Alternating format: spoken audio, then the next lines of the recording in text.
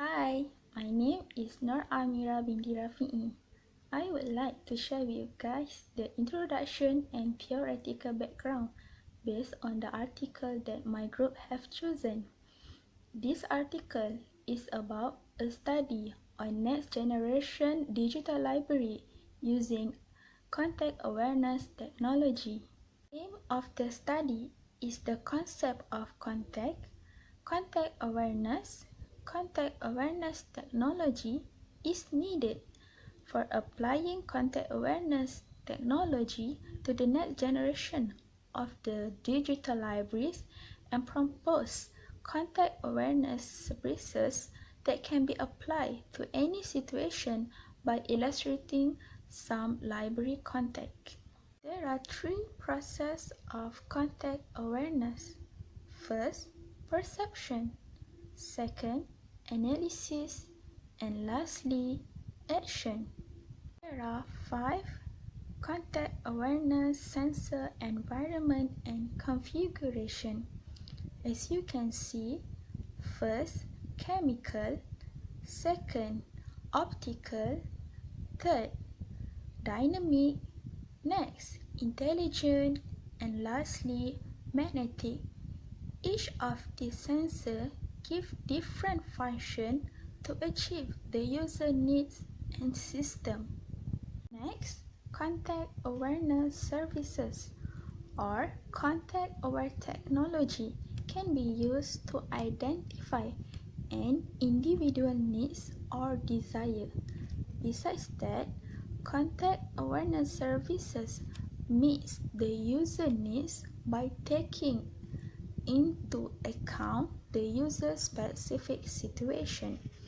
Lastly, whether the technology is used by professionals or for leisure, it gives users the ability to conveniently control their environment. Assalamualaikum. My name is Nur Afika binti Azizi and I will explain about 2.2 Next Generation Digital Library. This study discusses context awareness as one of the technologies to build the next generation of digital libraries. A library that uses semantic web and social networking technologies to improve browsing and searching for resources. With digital library social and semantic services, every library user can bookmark interesting books, articles, or other materials in semantically annotated directories. Social Semantic Digital Library, or in short form SSDL, consists of an ontology system and supports user participation and collaboration. SSDL's core usually needs two requirements, which is structural requirements and functional requirements. SSDL is a library which applies the concepts of Web 3.0 and also can be called Library 3.0, applying new concepts such as semantic retrieval, real-time web, cloud computing, mobile web, linked data, and context awareness. Guha 2006 argued that information which users are seeking is highly dependent on the context of the semantic retrieval and research annotated bibliography, user annotation, and information delivery based on domain ontology. He built a semantic digital library service at the schema and ontology level, but he suggested that future research expand on interoperability at the service level. Next, I will show you the following table about the comparison between Library 1.0, Library 2.0, and Library 3.0. As you can see, for the Library 1.0, the period 1990 till 2005, for the related technologies, they use Mark and HTML. And then they moved to Library 2.0, which is in year 2006 until 2010, which is they use Wiki, blog, Ajax, podcast, bookmark, toolbar, and etc. And then we move to Library 3.0. The year is 2010 till 2020, which is the use of semantic search, ontology, mobile technology, context awareness, cloud computing, and etc. The next slide, I will show you this figure created by the author herself, No Young-hee, shows the development history of Library 3.0. So as you can see, it started in 1995 paper library, which is they use the MARC, HTML, database, file services, and then they go to develop for library 1.0, which is the year 1995 till 2005, which we can call it Web 1.0. They use keyword, HTML, XML, Java, JavaScript, Flash. And then we move on to the library 2.0, also can be called Web 2.0. In the year 2005 till 2010, they use STL, which is Atom, OWL, semantic, publication. And then we move on to the library 3.0, which is Web 3.0. In the year 2010 and 2020, which is they use the SSTL here. And you can see they use linked library, lightweight collaboration, cloud computing, semantic databases, and etc. Next, we move on to 2.3 related research. Did you know that context awareness technology for mobile users had already been used in other fields many years ago, such as museum, route planning, libraries, tourism, and etc. For example, service-oriented context-aware middleware, or in short form SOCAM, which can be used for building context-aware services in architecture world. Other than that, they also developed context broker architecture, COBRA, a new architecture for supporting context-aware system in smart spaces. Another system, Gaia, developed by the University of Illinois, is designed to act as an operating system, thus for a computer, but in a physical space. Another aspect of ubiquitous computing is the URC, or ubiquitous robotic companion, which functions as a service robot with a network base. Kim, Cho, and Oh introduced a software infrastructure that could be used to support these robots called CAMUS, which means Context-Aware Middleware for URC System, which is based on the COBRA technology. That's it from me, thank you. We will move on to the next presenter. Assalamualaikum warahmatullahi wabarakatuh. Hi, my name is Alina Sofia binti Abdul San, and I would like to explain about the research question and the conversion.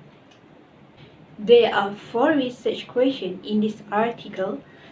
The first research question in this article is, are the context awareness technology needed for implementing the ubiquitous in the library? Second, are there any cases of implementing context awareness-based library domestically or internationally? Third, has there been any research about the services that context awareness-based library can provide internationally or domestically? And fourth, what kind of services were available if the context awareness libraries were implemented?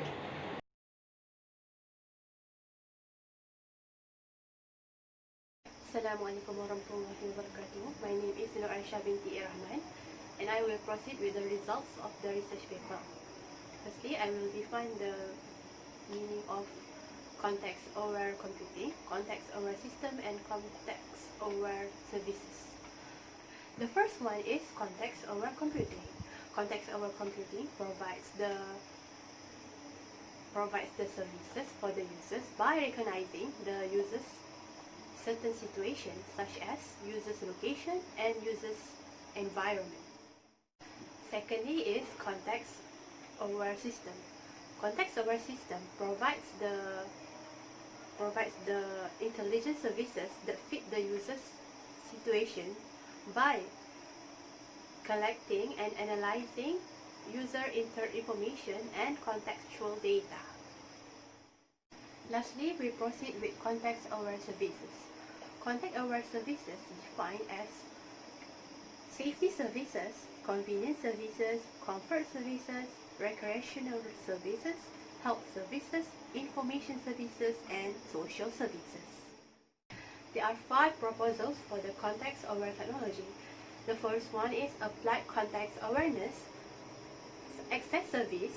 The second one is space on or off according to the users. Third one is applied context awareness lobby.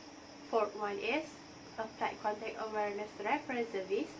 And lastly, applied context awareness safety service. Alright, let's continue with the first one, which is applied context awareness access service. It is depend on the user whether they are the new user or existing user.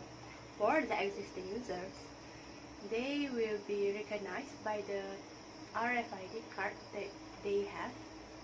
But for the new user, the library system will not able to recognize them because they do not have the RFID card. The context awareness library system will guide them to register with the library with the guidance from the staff with voice or text messages. Alright, the figure shows the applied context awareness access service. Firstly, the user will enter the access space, and if the user is an existing user, the user recognition will recognize them and they are the RFID card holder using the RFID tag recognition through the databases and select user guide method and the program guide. But if the user is the new user, they need to access the space and then using the user recognition, but they are not the RFID card holder, so they need to register first, and then after the RFID card issuing is settled, they will continue with the RFID tag recognition to the databases and to the select user guide method, and lastly program guide. Secondly is the space on or off according to the user's access. Controlling space depends on the user's access. Space that do not in use will be empty without environmental effects. For example, once the user enters a space, that space will be available and the technology in there will immediately turn on. The system in the library will allocate appropriate space for the user according to their needs.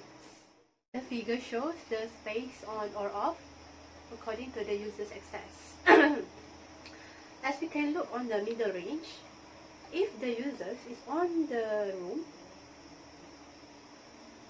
the space will be turned on, but if the users left the space, the environmental effect will be turned off.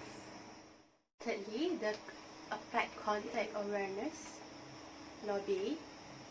It provides the information services and direct users to their desired space or resources. This is through the location detecting sensors, user detecting sensors, RFID tags, RFID readers, infrared sensors, and light sensors. Alright, this figure shows the applied context awareness lobby. For example, if the new user comes in the library, they will go to the registration kiosk. After that, the library system will recognize them as the new user and guide them to register for the RFID cards if they want to enjoy the library services provided by the library. Let's continue with the fourth, the Applied Context Awareness Reference Service. The system will use the location recognition sensors to collect data about the user's movement, location, and time spent at the specific location. Alright, the figure shows the Applied Context Awareness Reference Services. For example, one user entered the library to find the books about the library science, but there are many types of books and the user do not know which types of books does he or she needs. And then the system will use the location recognition sensors to collect data about the user's movement, the user's location, and the times users spend for the specific location. After that, the library system will recognize user is seeking for the library science books and send the information of the books at the user's handphones with the list of the books related to the area. The fifth is Applied Context Awareness Safety Services. Provided with the location-aware sensors that identify the user's location, behavior, and activities. The location-aware sensors help users cope with the dangerous situations by detecting people and determining their movement through intelligence-based. Right, the figure shows the example of the Applied Context Awareness Safety Service. For example, let us imagine that the user fell to the floor, unconscious in the corner of the steps.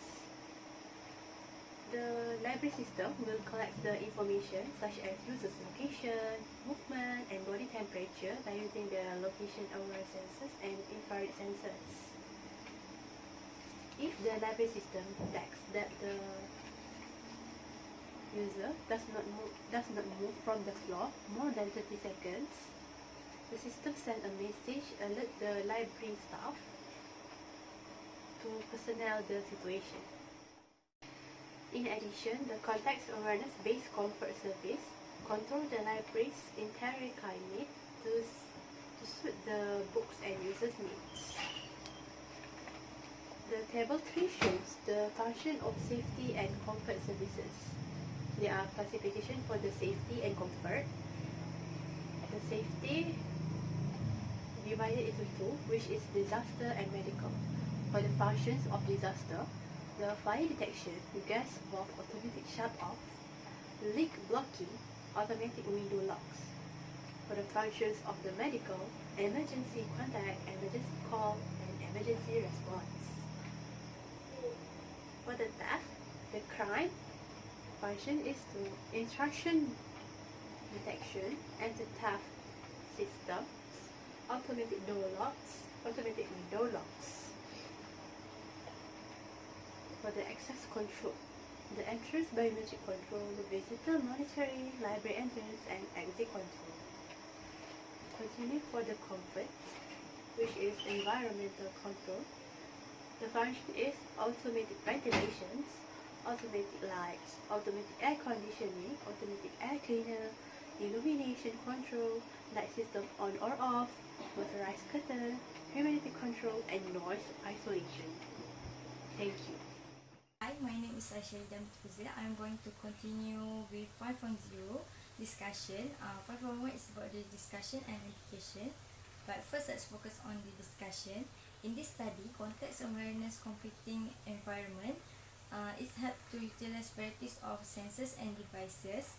It also provides the most relevant services to the user current situation, which is a dynamic through the dynamic reconfiguration. This process of adding or moving the resources. Thus, context awareness technology is essential to implement in the library.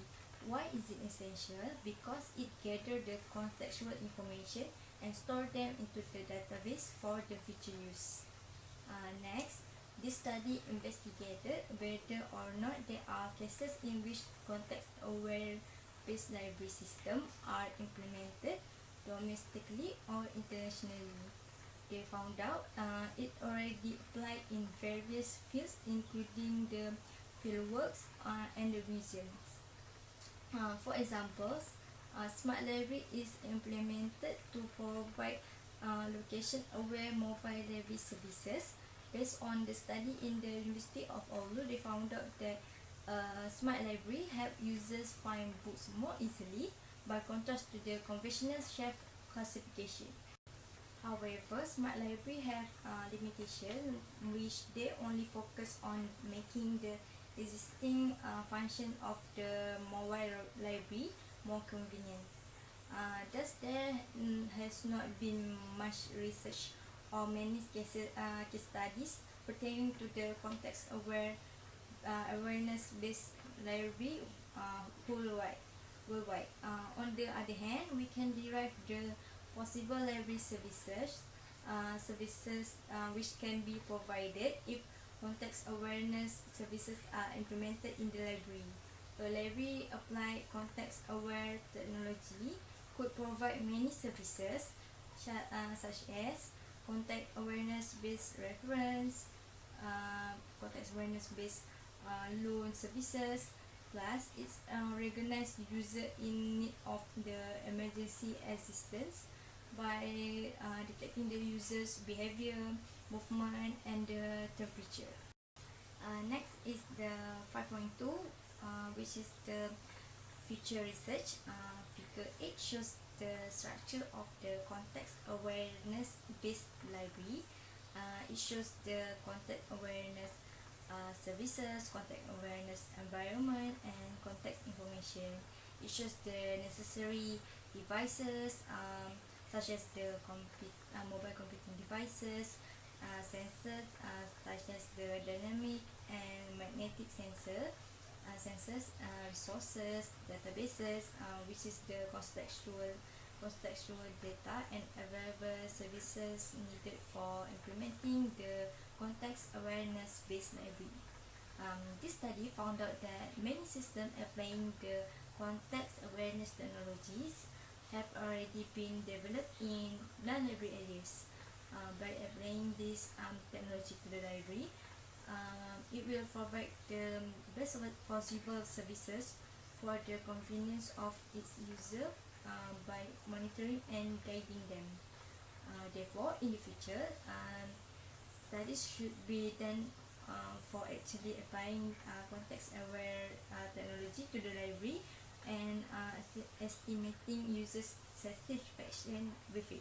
In the conclusion, various technology and sensors are needed, as well as a contextual information database to make this library concept a reality. However, adequate research on contextual awareness has been conducted and relevant technologies have been developed.